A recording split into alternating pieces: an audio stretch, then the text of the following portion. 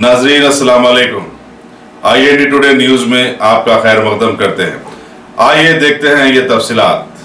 34 साल ये खेलों का आज ये मुनक़िद किया गया, जिसमें क्रिकेट अभी स्टार्ट हुआ। जनाब स्वामी गौड़ साहब, देवी प्रसाद साहब, श्रीनिवास गौड़ साहब, रविंद्र रेड्डी साहब और हमारे स्पोर्ट्स अथॉरिटी के चेयरमैन जनाब AV रेड्डी साहब, दिनकर बाबू साहब, ये तमाम लोग यहाँ पर हाजिर हुए।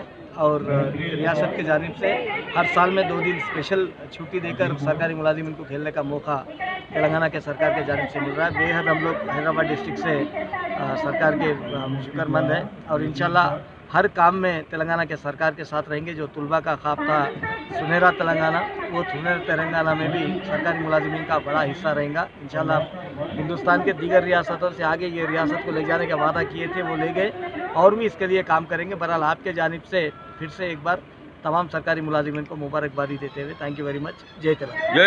अगर आपने हमारे चैनल को सब्सक्राइब नहीं किया है तो आपको यहाँ सब्सक्राइब बटन दिख रहा है, उसे क्लिक करिए और सब्सक्राइब कीजिए और साथ ही साथ बेल आइकॉन को भी क्लिक करिएगा, जिससे कि आपको ताज़ा अपडेट मिलते रहें।